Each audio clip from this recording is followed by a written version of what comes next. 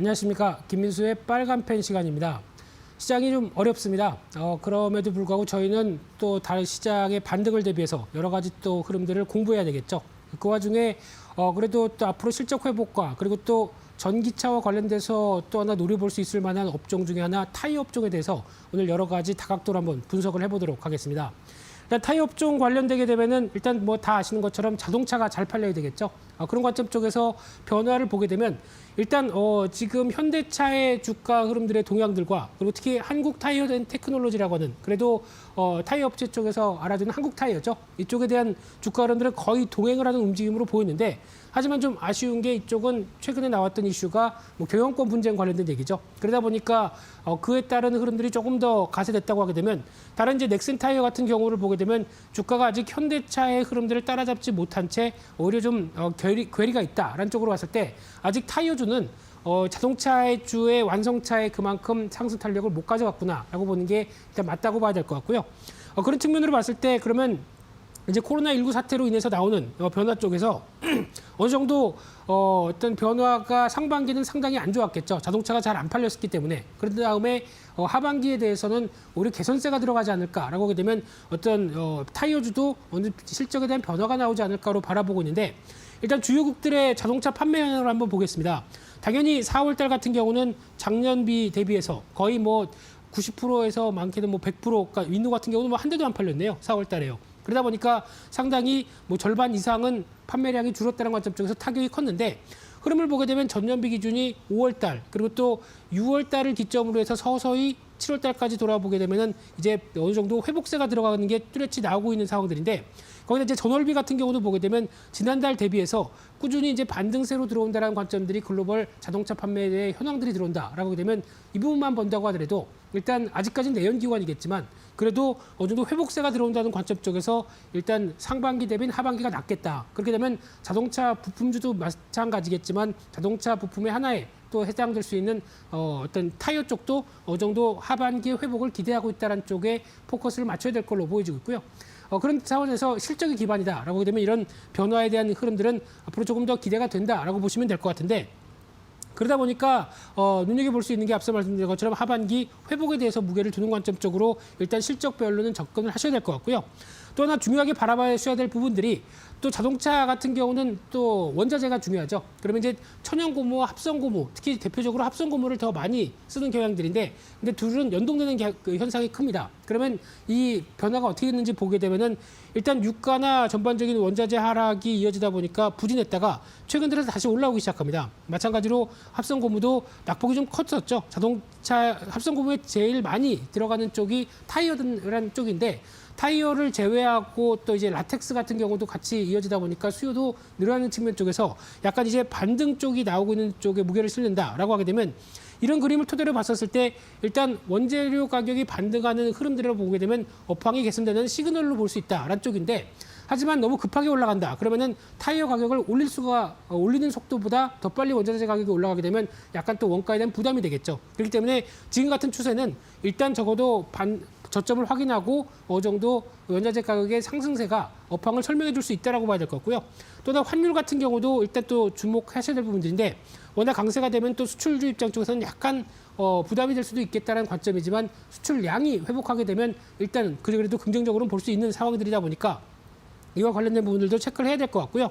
그런 측면으로 봤을 때 여기서부터 이제 중요하게 보셔야 될 포인트입니다. 특히 지금 저희가 보통 알기로는 자동차 일반 내연기관 자동차와 바퀴가 4개 달려 있고 뭐 예비 타이어도 있다고 하더라도 그러면 전기차도 똑같이 쓸 수 있을 거 아니냐라고 하는데 지금 전문가들이나 자동차 메이커 입장 쪽에서는 다르다고 합니다. 전기차는 전용 타이어가 있다고 얘기를 하고 있고요. 이쪽을 꼭 착용을 해야 수명도 오래가고 더 효율적으로 쓸 수 있다고 합니다. 그러다 보니까 지금 판매사 쪽에서도 범용 타이어 쪽과 전기차 전용 타이어가 다르게 지금 출시가 되고 있는데요. 차이를 딱 보시면 좀 다른 게 느껴지지 않나요? 대표적으로 크기가 약간 큽니다. 거기다가 이 폭이라고 하는 타이어 폭이 오히려 전용 타이어는 좀 넓고 좀 약간 좁죠. 그런 차원에서 약간 크기는 커졌는데 폭이 좁다는 부분 쪽에서 당연히 일반 타이어보다는 전기차 쪽이 조금 더 변화가 들어올 수밖에 없다는 쪽이고 게다가 또 안에 내부를 보게 되면 이게 파란색으로 표시된 게 흡음재라고 합니다. 그렇다는 얘기는 주위의 소음을 전기차는 조용하다 보니까 더 많이 느낄 수 있다는 관점 쪽에서 어떤 소음을 어느 정도 좀 흡수할 수 있는 이런 완충제도 같이 들어간다는 쪽에서 여러 가지 전기차 전용 타이어는 바뀐다라는 관점으로 보게 되면 전기차가 잘 팔리면 어떻게 될까요? 전기차 전용 타이어도 잘 팔리겠죠. 그러면은 또 하나의 전기차의 확대에 대해서 또 수혜를 볼 수 있는 섹터가 좀 분명히 존재한다는 관점 쪽에서 타이어 관련된 종목들도 같이 유심 있게 보실 필요가 있다고 봐야 될 것 같은데요. 그러다 보니까 또 하나 이제 높은 내구성이 필요하다라는 관점들. 특히 어제 테슬라의 모델 3가 또 새 모델이 나온다고 하죠. 플레드인가요? 예, 이쪽이 나오기 시작하게 되면서 영상을 보시게 되면 상당히 빠릅니다. 제로백이 뭐 3초 이 정도까지 되는 상황이다 보니까 최대 토크가 발휘되고요. 그러다 보니까 배터리가 탑재돼서 무겁습니다. 그렇게 되면은 당연히 마모가 높게 되겠죠. 그러다 보니까 내구성이 높은 쪽에 고무를 더 많이 소재를 사용한다는 관점 쪽에서 어떤 전기차 타이어는 바뀐다는 쪽으로 보셨으면 될 것 같고요.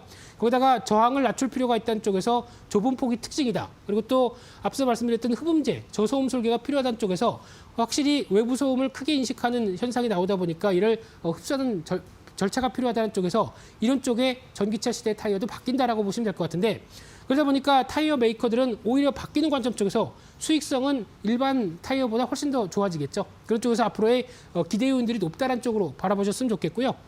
그런 측면으로 보게 되면 최근에 타이어 관련주들의 동향들은 일단 올해는 상반기에 못했기 때문에 올해 예상 영업이익은 보게 되면 거의 다 모두 다 좀 부진할 걸로 보여지고 있는데 내년에 대한 기대감을 좀 안고 있는 상황들로 보셨으면 좋겠고요. 그런데 주가 수준은 쌉니다. 자산 대비해서 저평가고요. 게다가 PR 기준으로 보게 되면 그렇게 크게 비싸지 않은 수준 쪽에서 아직 뭐 경영권 문제라든가 금호 타이어는 정상화 여부들 이런 쪽은 아직 숙제가 남아 있죠. 그런 쪽으로 보게 되면 아무래도 투자 전략으로 봤었을 때 실적 회복은 무게가 실리는데 완성차와의 주가 격차는 회복되면서 오히려 이제 수익성과 관련된 부분들이 부각된다라고 하게 되면 또 하나의 섹터에 강화될 가능성은 높다는 쪽에서 주목을 하시되 아직 또 하나 좀 숙제가 하나가 있는 게 미국의 반덤핑 과세를 염두를 할 필요가 있다. 특히 지금 4분기에 예비 판정이 나올 걸로 보여지고 있는데 큰 변화가 없다라고 하게 되면 여기서 재조명을 받을 가능성이 높기 때문에 이 관련된 뉴스도 체크해보자라는 쪽으로 보셨으면 좋겠고요. 그런 쪽으로 보게 되면 가장 수혜를 받을 수 있는 종목이 뭐냐라고 봤을 때 효성 첨단 소재를 주목하셨으면 좋겠습니다. 이 타이어 코드와 관련된 보강재가 매출의 84%입니다. 그러다 보니까 이 전기차용 타이어 쪽에서 높은 수익성을 기대한다라고 하게 되면 기대감이 높다고 봐야 될 것 같고요. 게다가 신소재 탄소 섬유도 수소 관련된 차 쪽에 탱크 쪽에 들어간다고 얘기를 하죠. 이런 쪽에 대한 기대감들을 보게 되면은 아직까지는 실적이 적자다 보니까 주가도 최근에 많이 오른 만큼 차익 매물이 나오겠죠. 그런데 내년에 턴어라운드를 기대한다라고 하게 되면 이런 부분들이 오히려 이번에 낙폭이 좀 커질 때를 좀 이용을 할 수 있지 않을까라는 관점 쪽에서 주목하셨으면 좋겠고요.